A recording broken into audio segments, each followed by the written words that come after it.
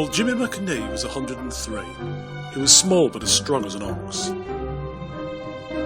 He could play rugby league without signs of fatigue. He could kayak and wrestle and box.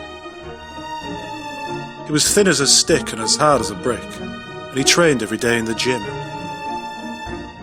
And they all looked in awe when he lifted much more than was ever expected of him.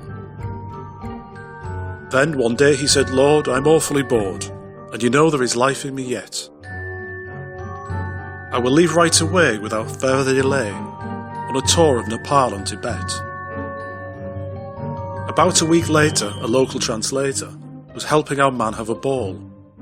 On a diet of beans, he crossed gaping ravines as the temperatures started to fall. Through the ice and the snow, it was thought to be low.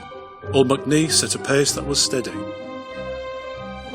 till he slept in a cave, which was awfully brave, for the cave had a tenant already. The dawn had just broken when Jim was awoken by roars which were scary and pained.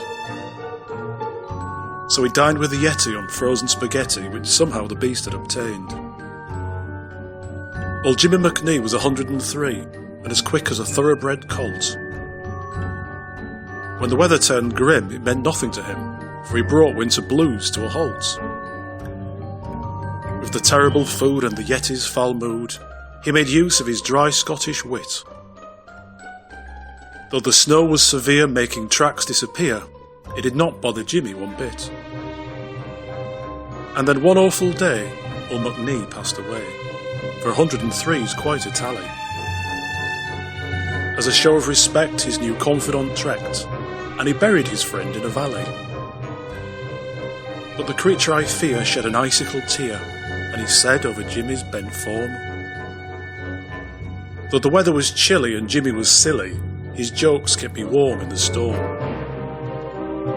Old Jimmy McNee was 103 when he finally bowed to his age.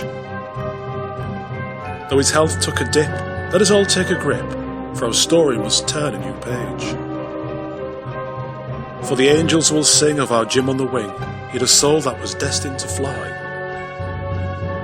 From this place he has gone, but his spirit fights on, in that old boxing ring in the sky. And his own precious stock is as hard as a rock, in the shape of his granddaughter Betty.